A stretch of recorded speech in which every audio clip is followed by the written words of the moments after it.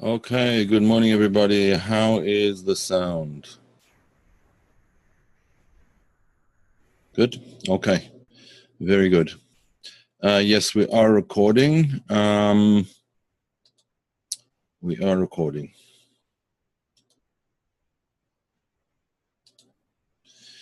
Right. Now, today is question and answer day. So there were a few questions that came in already. If you didn't ask your questions yet, you can ask them in the chat box. If you don't know where the chat box is, it's probably on the bottom panel of the window. You'll probably see some options over there, and just click on the options and then chat, and you'll get to it. Okay, so the first question, I'm just answering in the order that I got them. First question was, when forgiveness is sought on the 29th of Elul, this is the month of Elul, and the end of Elul is the day before the New Year, the Jewish New Year. So the 29th of Elul will be the last day. So the question is, when forgiveness is sought on the 29th of Elul, is a petitioner required to do anything to redress the harm for which the forgiveness is being sought? The brief answer is yes, in a general sense, yes. But it very much depends on what the nature of the harm is. In other words, there's many different categories, and we can't really go into them now. We don't have the space, but I could tell you where to look them up. If you have a look in Maimonides, The Laws of Teshuvah, there he explains it at length. First chapter towards the end and the beginning of the second chapter. But basically the idea is this: there's two areas of harm which can be caused. One is the relationship between man and God, and the other the relationship between man and man. As far as the relationship between man and God is concerned, so all that is really necessary in our days anyway is simply tshuva, just repentance. In other words, to resolve not to continue that type of behavior or that kind of relationship, to improve it, and to ensure that that will actually be carried out. In other words, decision to abandon the past and focus on the future in doing the right thing. However, when there is some harm caused between man and man, then redress is generally necessary. Whatever the harm was that was caused, that has to be redressed as much as it's possible. And if it's not possible anymore, so some similar action. For example, if let's say someone, just to give an example, let's say you crashed into the back of somebody's car in a parking lot, or the front of somebody's car in a parking lot, and you skipped town. Basically, you left without leaving your telephone number or whatever it was. You don't know whose car it is. You have no way of finding out who you caused harm to. So what do you do now? There's no possibility of redressing it. So one thing that is suggested is to give charity towards, let's say, people who were harmed in a motor accident, or charity of any sort really would work. And that would be one way of redressing it. But it really depends very much on the harm concerned, and what it is, and so on and so forth. As far as the person who was harmed is concerned, so the main thing there is forgiveness, to just simply forgive the person who caused the harm. If Jewish law mandates financial redress for the harm that was caused, so then it has to be done, obviously. But forgiveness after one has received the redress is the order of the day. Okay, I hope that answers that question. The second question was about the concepts of mamale and sovev, or as the more fully expressed in the Zohar, mamale kol almin and sovev kol almin.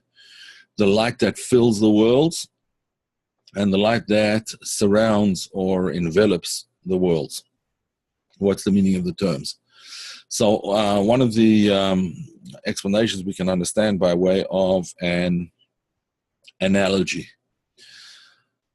Let's say a teacher is trying to convey an idea to his student.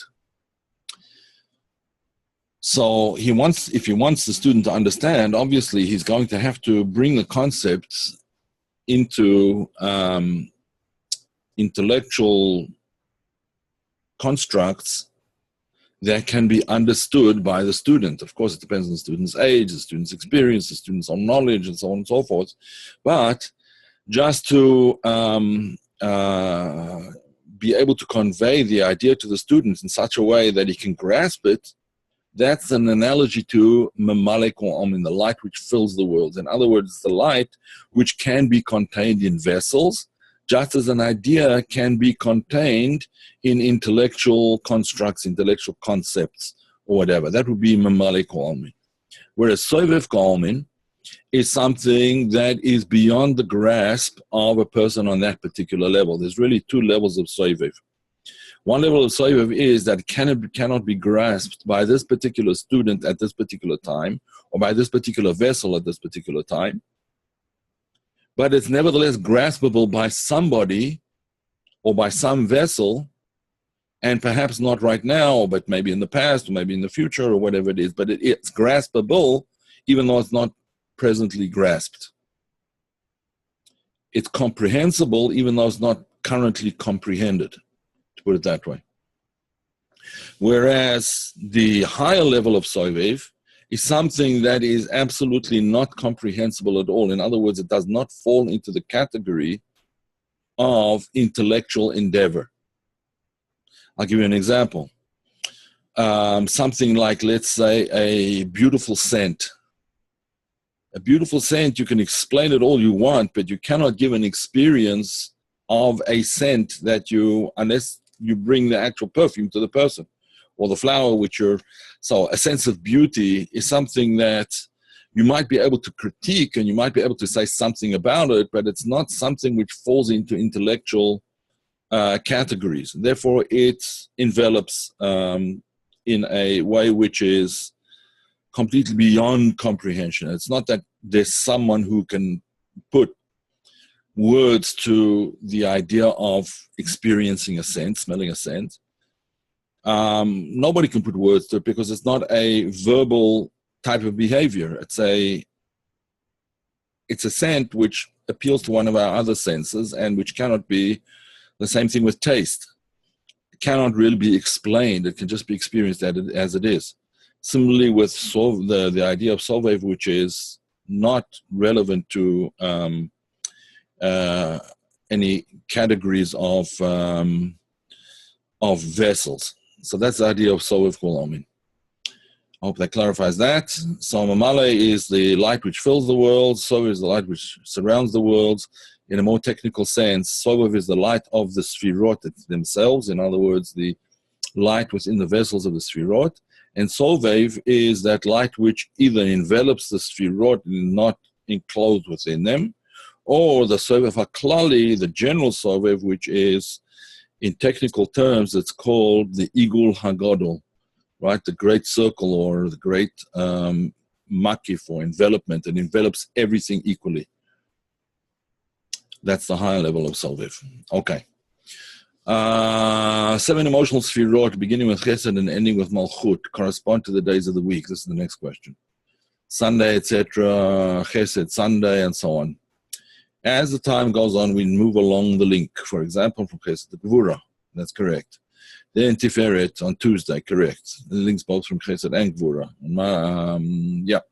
Can you please interpret the role of links on the Sfirot diagram? Okay, so let me just pull up a chart over here of the Sfirot and share screen. Here we go. All right. Here you can see the Sfirot corresponding to the days of the week. There's also Sfirot corresponding to the various qualities over here. Whenever you see a minus sign in front of it, that means the negative side. These are the negative aspects. always the negative aspect in brackets with a minus sign in front of them, a negative sign. Okay, so again, yeah, Chesed will be Sunday, Gvura Monday, Tiferes Tuesday, Netzach Wednesday, Hod Thursday, Yesod Friday, and Shabbat would be Malchut. So the question is, I'm not exactly sure if the question is, what are the connections here in terms of the channels between them, or simply what are the connections of the day? Let me just explain. I could really explain it both ways, but let me explain first of all the idea that each day sort of builds on the next one. In other words, when the week begins with Chesed, it's not that Chesed goes away completely and now Gvura takes over completely and there's no more Chesed. It's just that the Chesed is now Chesed within Gvura. And when we come to Tiferet, it's Chesed and Gvura within Tiferet. There's, of course, a quality of Tiferet as well, that it's its own unique quality. But there's Chesed and Gvura within Tiferet. And then there is Netzach. Netzach is a combination of all of them until you get to Yesod and then Malchut. Malchut contains within it the 7 days of the week, all 7 days. There's the day which has its unique aspect, the Shabbat, the Sabbath day. But all the 6 days of the week are contained within that, as well as our sages say, that the 6 days of the week, Misha Torach Be'erev Shabbat, someone who works on the Sabbath eve, and that doesn't mean just the Sabbath eve, it means from the beginning of the week, from Sunday, Yochel B'Shabbos, Misha Torach Be'erev Shabbos, Yochel B'Shabbos, someone who toils during the week will have what to eat on the Sabbath. Will have food to eat. Now, this doesn't only apply to food, obviously. It's just, it's an expression, because obviously the work that we do during the week provides for the Sabbath, on which we don't work.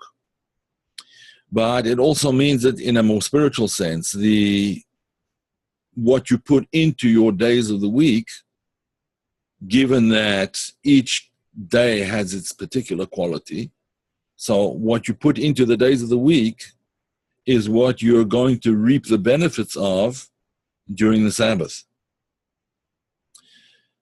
Now, I actually heard something which I found very interesting yesterday. I was talking with somebody, actually it was more sort of a public discourse, and the person was saying that it is customary during this month, the month of Elul, especially the last 12 days of Elul, from the 18th of Elul onwards, the 18th of Elul to the end of Elul, which is 12 days, that each day of those 12 days, we make a cheshbon hanefesh. A cheshbon hanefesh means a self-assessment.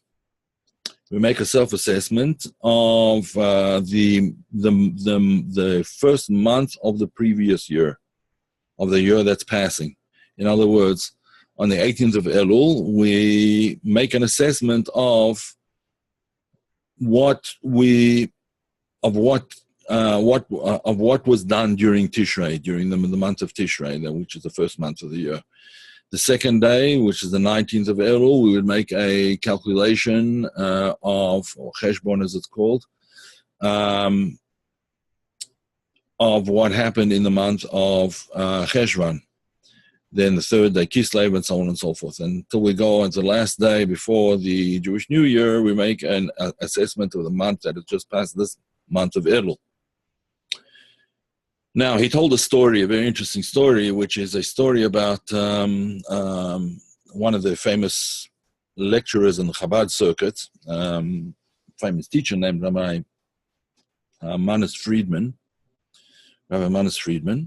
a very well-known figure. You can find a lot about him on the internet, and you go on YouTube, I'm sure there's a lot of, and Torah.tv, you'll find a lot of, or Chabad.tv, I think it is. You'll find a lot of lectures by him, a very interesting lecturer. In any event, he once told a story of when he was a student learning in, studying in yeshiva. And the head mashpia, the head mashpia is like a spiritual guide, came to this group of boys that was learning together. Usually one doesn't learn individually, you learn together in Jewish tradition. It's called chavrusa, you learn with a friend or in a group, a chabura. So the boys were learning in a group, and this mashpia, this spiritual guide, came over to them and he said, what is it that you're learning? So they said, well, I just learned about this idea of making a cheshbon hanefesh, making a self-assessment during the last 12 days of this month of Elul, and setting account straight, so to speak. So he said, no, and how do you do that? How do you set your account straight? How do you make this cheshbon hanefesh, the self-assessment? So they told him, well, you think of all the things that you did negatively in the first month, and in the second month, all the bad things you did in the second month, and so on and so forth, and then you ask forgiveness for them. So he said, fair means, it's a Yiddish expression, which means that's disgusting, right? It's a disgusting way of thinking, but it's much more, it's not as a negative as you would say. And fair means when you sort of smell a bad smell, then you would say fair. So I said, that's not what cheshbon hanefesh means. What cheshbon hanefesh means, what self-assessment means, is this. What is it? You ask yourself, what was it that God did for me in the month of Tishrei last year, or rather the beginning of this year? What was it that God did for me in the month of Cheshvan, in the second month, and the third month, and the fourth month, etc., until we get to the month that we're in now? All the things, all the fantastic things, all the good things, all the positive things that happened to me, that's what I have to make an assessment. And now I have to figure out, what is my response going to be, right, today? Because if I missed it in the past, I have to respond today. My response today is what counts, right? How I'm going to respond now. What I didn't do in the past, I can't do it now. Time has passed already. It's water under the bridge. I have to start working on it now, right? So a self-assessment means, what am I going to do to, in whatever way, respond in kind or repay or reflect all the kindness that was done for me during this year. That's what cheshbon hanefesh means. That's what self-assessment means. So it's obviously a completely different way of looking at it. You're looking at the positive, not at the negative. As I always say, water the flowers, not the weeds. Nurture the good aspects, and the bad goes away by itself. Increase the light, and the darkness automatically recedes. That's basically the idea as well. In regard to this question, the idea of the Sabbath. The Sabbath is a gathering in of everything that was there before. The Sabbath day has only, because you know the Sphira of Malchut has only that which is given to her. Leit la migarma klum, the Zohar says. The day of Malchut has nothing of its own. On the Sabbath, we see this in the sense that on the Shabbat, on the Sabbath, we do not do any work. We don't produce anything on the Sabbath. But what we do is we enjoy the fruits of the workday week, the 6 days that preceded it. Right? We enjoy the fruits thereof. And of course, by doing this, we plant seeds for the following week.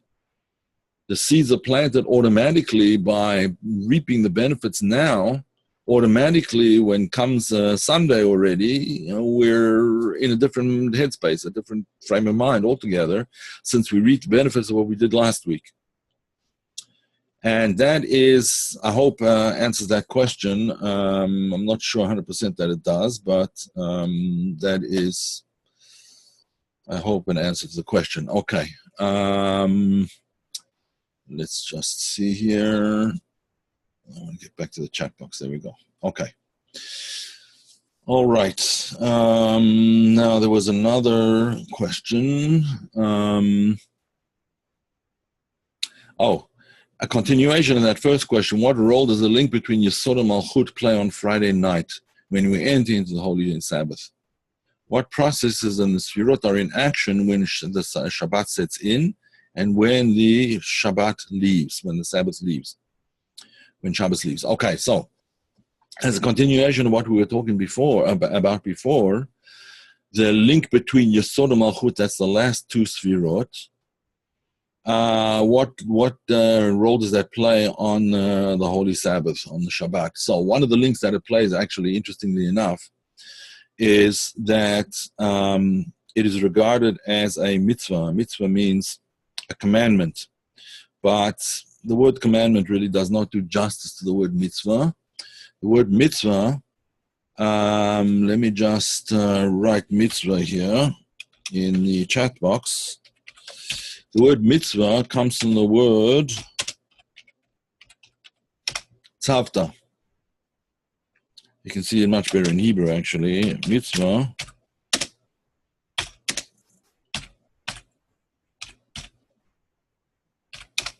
Mitzvah and tzavta, right? Okay, so let me just see something here. Yeah, okay. Oh, wait a second. I'm sorry. I think I made this into private instead of everybody. Okay. My mistake. 1 second. Everyone, here we go. There we go. All right. There you go. Okay, so the word mitzvah means really bond. It doesn't mean, it means a commandment also, but the objective of commandment is a bond, to tie two things together, to tie ourselves to God. Right, so it's a mitzvah. It's a bond with God by, on Friday night, experiencing intimacy. It's a mitzvah. It's a bond with God when male and female, husband and wife, bond together. Why? Because all of the other sfirot, are again. Let me just go back to our diagram. Go back to our diagram. I assume you can all see it. So all of the other sfirot over here, all of the other sfirot, Chesed, Gvura, Tiferet, Netzach, Hod, Yesod, which represent the days of the week, are all part of Zer Anpin. That forms what's called Zer Anpin, which is the male quality. Malchut is the female quality. So there's a bond of intimacy between all of the Sfirot and Malchut on the day of Shabbat. All of the other Sfirot pour their influence into Malchut on the Sabbath. Particularly it starts on Friday night. Obviously, that's when the Sabbath starts.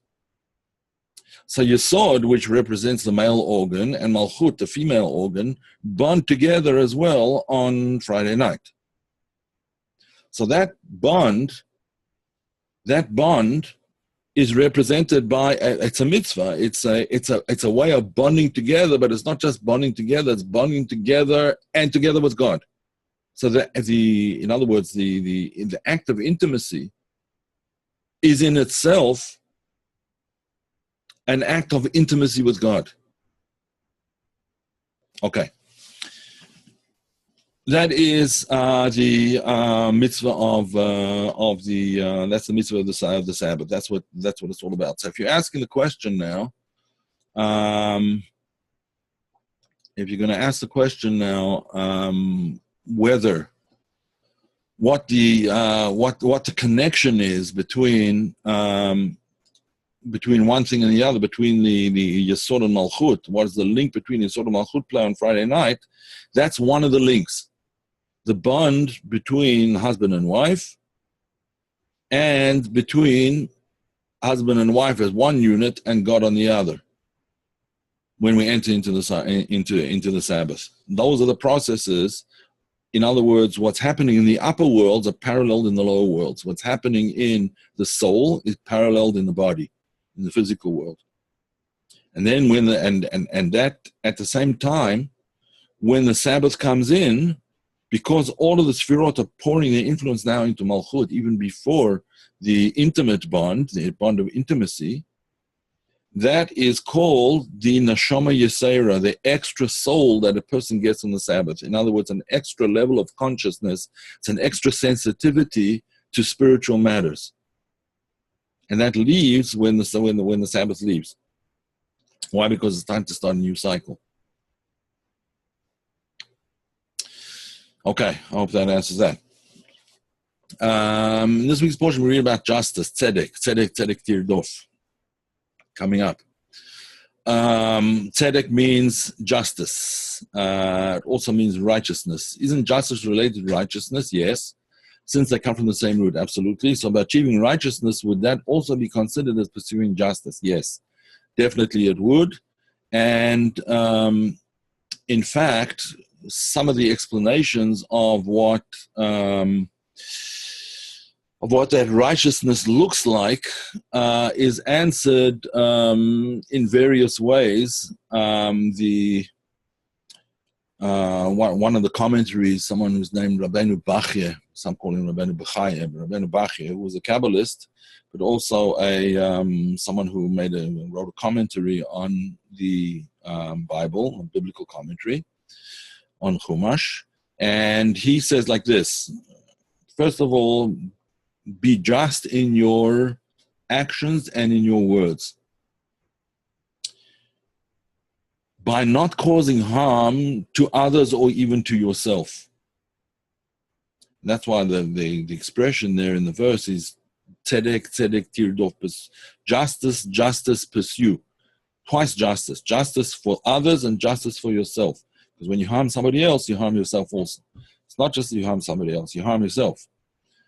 That's always true, even if you only harm yourself in a spiritual way, only. It's worse to harm yourself in a spiritual way even than in a physical way. You're not allowed to harm yourself in a physical way. Your body is not your property, so you're not allowed to harm yourself in a physical way. Similarly, you're not allowed to harm yourself in a spiritual way. Your soul doesn't belong to you either. It's all God's property. Therefore, it is proper for a person to pursue justness. Now, justness and justice are not necessarily the same thing. Certainly in our modern court system, justness and justice are not the same thing. Justice is simply, being in the justice system. A lot of people do not get just judgments. The rabbinical courts were Torah courts, are based not on good lawyers because you didn't have lawyers. There was no such thing as lawyers. The judges themselves cross-questioned the witnesses and the accused and the accuser. The justices themselves questioned them, and they were very adept at getting to the truth and finding out exactly what happened and so on and so forth. They weren't just being swayed by lawyers. Now, I don't know if anyone here is a lawyer. I assume that some of the people on the chat, some of the people in the class are lawyers, and I don't want to say anything bad about lawyers.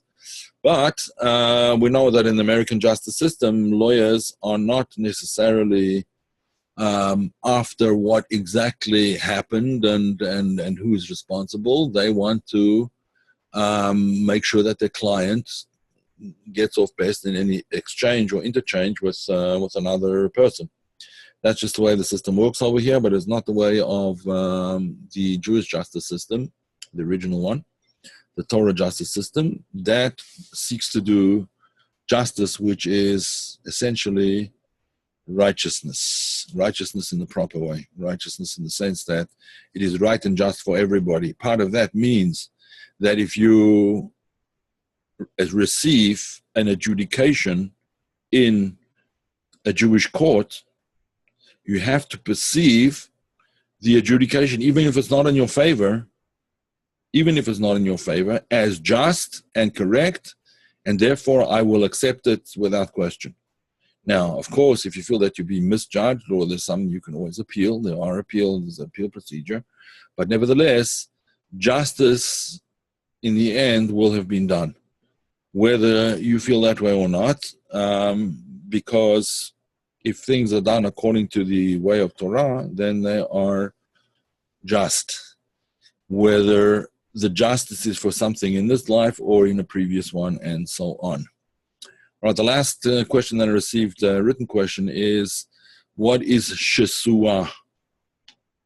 Well, Shesua is in the list of animals, of kosher animals. Kosher animals have two signs.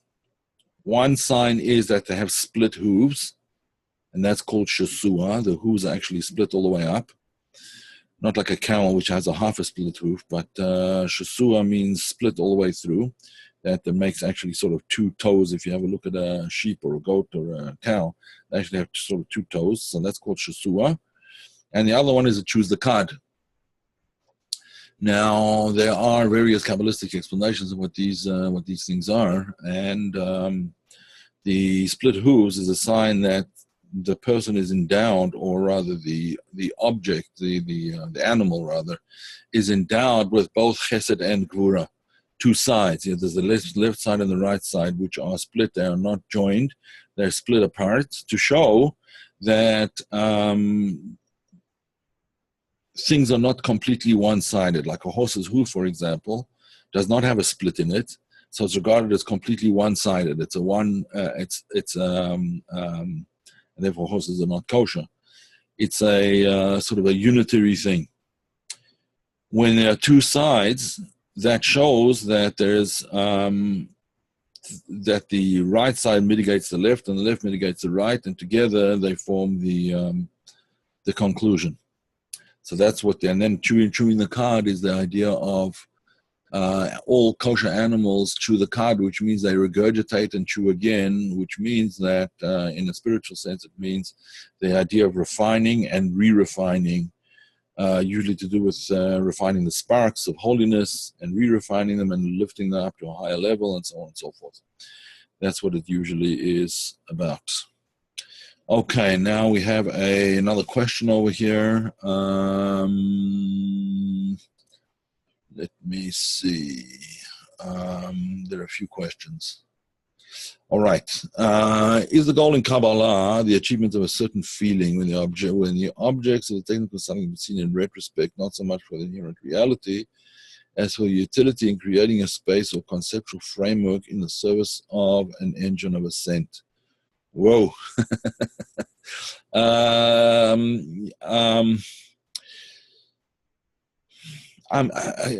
it depends on what we mean by feeling. In a general sense, yes, I would say that that's correct. That the goal in Kabbalah is the achievement of a feeling of holiness. Yes, it can be accompanied with feelings of love or feelings of awe and so on and so forth. But in general, it's an experience. Let's not use the word feeling. Let's use the word experience. The experience is of holiness, of love, of awe, and various other words which sort of fit into that same kind of pattern. So when the objects of the technical we see in retrospect, not so much for their inherent reality as for their utility in creating a space or conceptual framework. Yes, the technical study does create a conceptual framework, but that conceptual framework is actually a mirror of reality, in fact. Yeah, in fact, it does mirror reality. We might not experience that reality that way, but it does mirror reality. And it serves as an engine of ascent, correct. That is correct. I hope this answered it. It probably deserves a longer answer than I just gave, but in general, I think that's probably... Then, is this applicable to the force of creation within nature and the divine providence that surrounds a person? And you're asking about Mamale and Sovev, yes. The force of creation within nature and the divine providence that surrounds a person, that's an example. These are examples of Mamale, the force of creation within nature, and divine providence that envelops a person, nature, everything else, would be an example of Sovev, yes. Okay, very good. In scripture, God talks to people through an audible word. Does God still use audible words or just actions in the world? God still uses audible words. It depends really on the prophet. Mostly the prophecies are heard, but not all the prophecies are heard. In some cases, they are seen. As in the beginning of Ezekiel, when he saw the Merkava, right? He saw the divine chariot, so to speak. In other words, the vehicle through which divinity manifests itself in the world. So it depends really on the prophet. Some saw and some did not, some heard. Mostly it's a hearing experience rather than a seeing experience, but it can even be not just a hearing experience, but just like a feeling of certainty that this is what I have to do. So,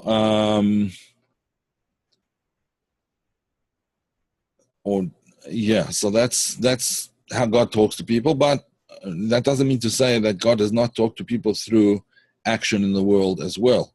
That also happens, yes. Like circumstances and opportunities are set up in such a way that one can experience them as a divine intervention.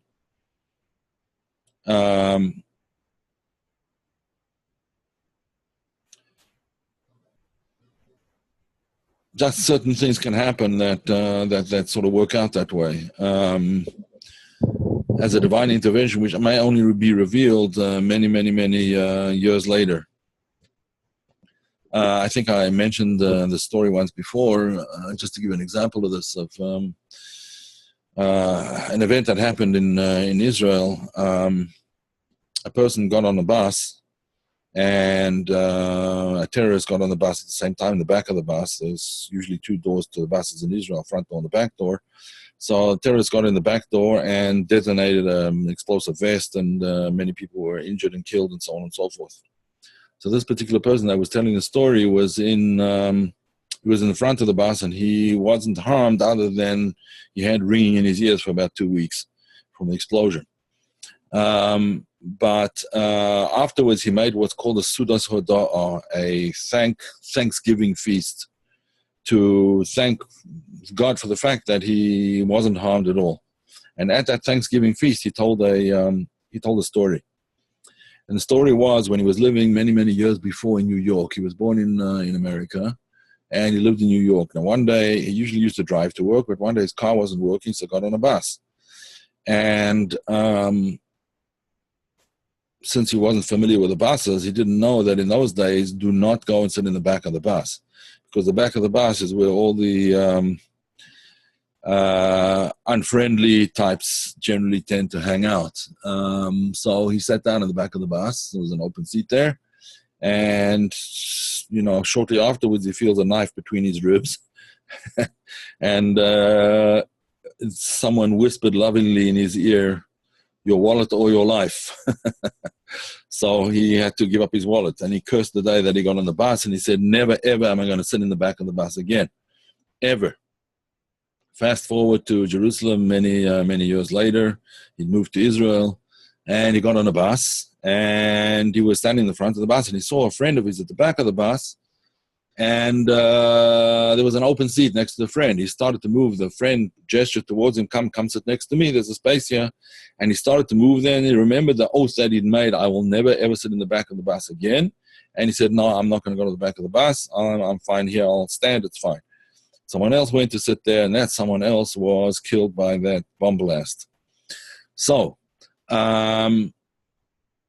the divine providence, obviously, that happened many years before.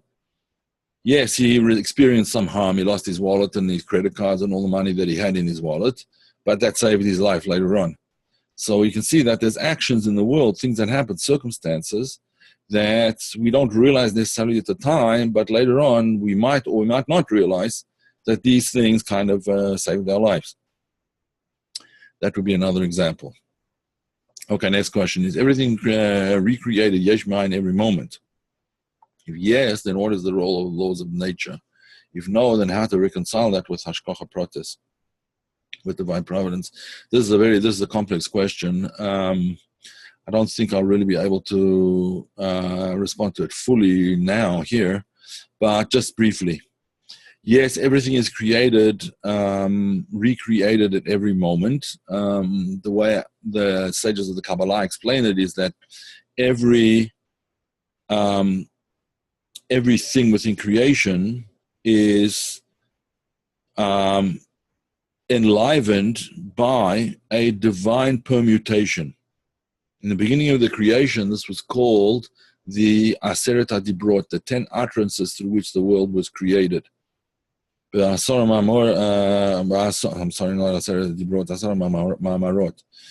10 utterances through which the world was created. The world was created through 10 utterances, I think chapter 5. So things were not only created at that time through utterances, but at all times. Why? Because the act of creation does not create things. It doesn't create objects, nouns. Creation is a verb. It's an ongoing process. It's a process which has to be completed all the time. For example, when I make a fist, normally we think of a fist as an object, but a fist is more than just an object. It's me closing my hand, my fingers in a certain way so as to make that fist all the time, right? If my hand opens up, making a fist. If my hand opens up, I no longer have. What happened to my fist? It disappeared. No, it's still there if I close my hands, right? So similarly, creation is a process. It's a verb. It's an action. It's not a thing. We look at everything around us as things because that's why I experience them. They were here yesterday. They're going to be here tomorrow, right? We experience them as things, but they're really not.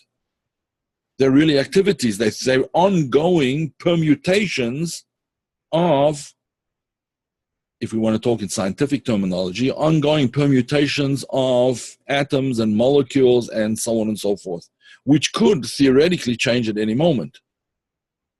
Now, according to Kabbalah, they are changing every moment. Why? Because of that permutation of atoms. If atoms are just energy, and that's essentially what they are. They're different forms of energy. The electrons, one form of energy, protons, neutrons, different form of energies, and the subparticles, but they're all forms of energy, right? E equals mc squared. That's the energy is mass times twice the speed of light. So mass is part of it. Mass is energy. It's not just, it's not a thing. It's an activity. It's energy. So therefore, the idea of things being created from moment to moment is very real in Kabbalistic thought. So how can we reconcile that with the laws of nature? Because God wanted the world to be somewhat predictable, right? So therefore, even though it's a different permutation that's going on, on the most fundamental level, it's a different permutation. But on a sort of more of a macro level, the permutations still seem to be more or less the same. They're changing, but imperceptibly. Generally changing, but in an imperceptible way.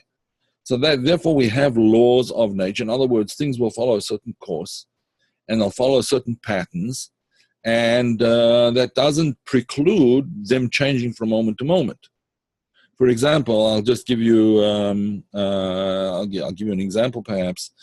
If you have a big, like let's say a huge pile of sand, a very, very big pile of sand, and you have grains of sand like running down, falling off the pile of sand at every moment, but it's only like one grain at a time, like 1 grain a second or 1 grain.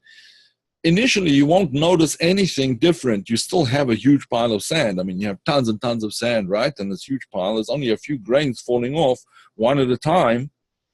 And you still have a huge pile. Over a course of a long period of time, you'll see that there are changes. But nevertheless, the pile of sand remains a pile of sand, right? It still remains a pile of sand until there's nothing left of it, obviously. So in a similar kind of a way, we would say that the universe is always changing. Everything's always going. It's always changing. The sun is a very dynamic thing. It's changing all the time, but we don't experience it as changing. We experience it as something very, very constant. In fact, that's one of the metaphors for constancy is the sun. The moon changes from moment to moment, from day to day, but the sun seems to be constant. We know that, in fact, the sun is not. It's in constant flux. But we don't experience it that way because we see it from a great distance. So, having said that, we see that nature and renewal are not two contradictory ideas. And how can we reconcile that with hashgacha pratis? Well, things change according to divine direction. Hashgacha pratis means individual divine providence. Every object is where it is and what it is because God wills it to be there. That's God's will that it be there. So it's automatically part of hashgacha pratis, of divine providence. Now, divine providence is in itself a fascinating topic, and I'm not doing it justice right now. It's possible, it's very possible, that I could give a class on the whole concept of divine providence in and of itself, so an independent class. That reminds me, this Wednesday I'm again going to be out of town. I apologize, but we have a possibility of making the class on Tuesday night instead, if that is good for everybody. Please let me know if you can make a Tuesday night class. If you can't, if most people can make it, then I just won't give it, and you'll have to make do with the Sunday class for now. So I'm going to be out of town Wednesday. Okay, let's see now. Our emotional state seems to change daily and regularly. Some days we wake up feeling on top of the world, some days not. Results something we're doing personally as a result of our creator. Also, when we're on top of the world, does our animal soul tend to squander the feeling for its personal benefit? Several questions over there. Yes, our emotional states are going to change from day to day, but one of the ways to make sure that the day is the way you want it to be is by preparing for it the night before. You can give an analogy to it. How does a dog go to sleep? If anyone has dogs, they probably know. Very often, if the dog has a basket or something, or if it goes to sleep, a bed, so it runs around like chasing his tail for a few minutes, and it flops down and goes to sleep, right? So it's going to wake up in the morning, a dog, right? There's no question about that. A dog is not going to wake up with the feeling of, Moedeh ani lefanecha, I'm acknowledging the God before me, and so on and so forth. The dog is just a dog, right? It's going to remain a dog. But we have the possibility of preparing beforehand. In other words, what we can do is we can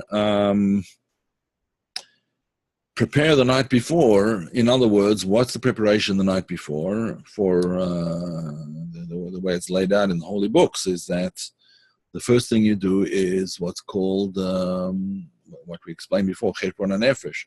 We take a calculation of the day, right? We go through all the incidents of the day, all the good things that happen, preferably, make an honest calculation of all the things that happened, but particularly the good things that happened. Resolve to rectify those things that need rectification, and go to bed with a good feeling, with a feeling of these are all the good things that happen. I'm going to try and make them happen even more tomorrow. And not only even more for me, but even more for everybody around me, everybody in my circle of acquaintances, friends, work people, and so on and so forth. That's the first step in ensuring that tomorrow will be as good as, if not better than today. Second step is to bond with the Creator. How bond with the Creator? The way we do it is we say what's called Kriyat Shema. We read the Shema prayer. And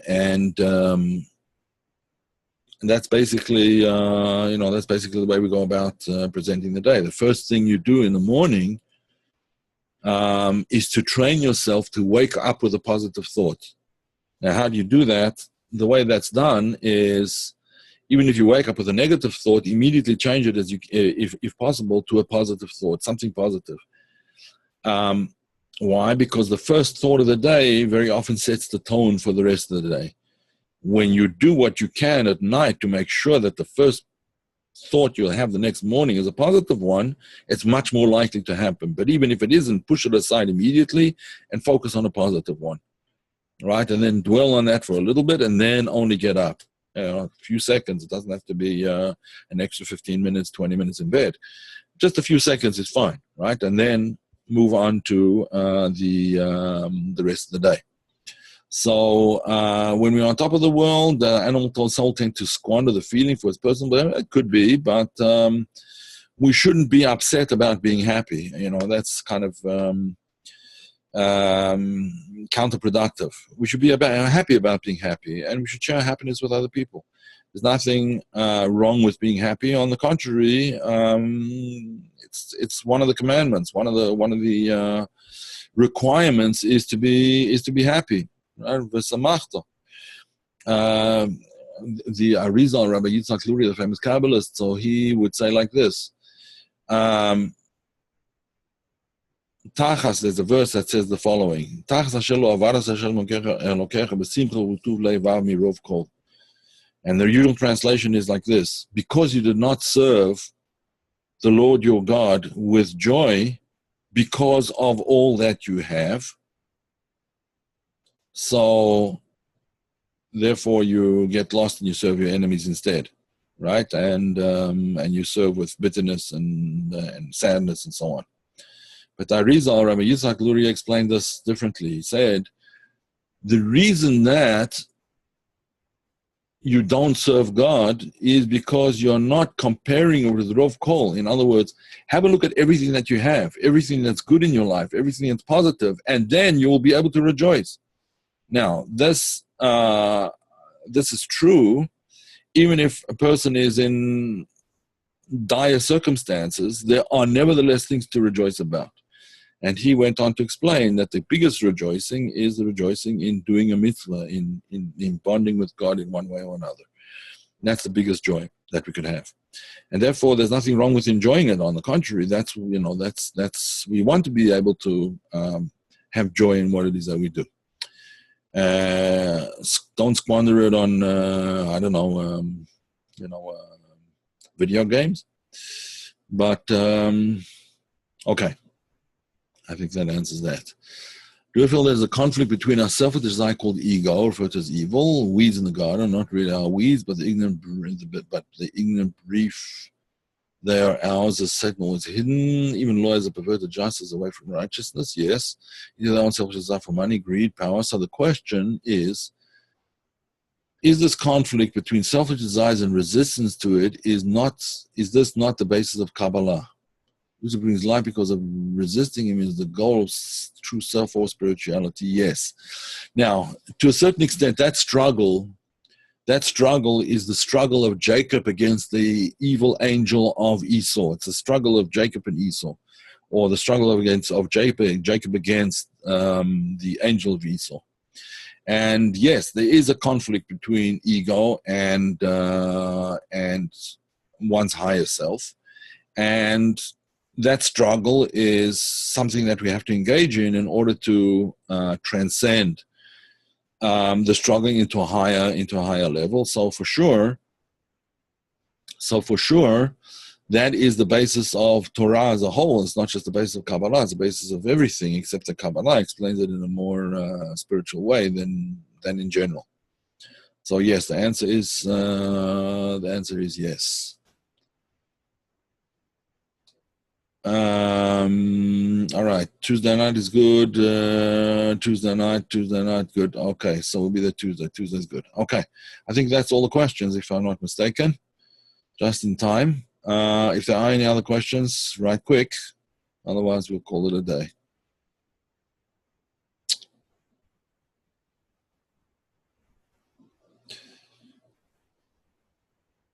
All right. All right, go on, folks. Great. So we'll have a class on Tuesday, and just tell people who weren't here, just remind them, I'll send out an email, but we'll make the class Tuesday this time around. All righty. All the best. If there are questions that I didn't answer, please, you can send in an email. I'll try and answer them by email. Okay. All the best.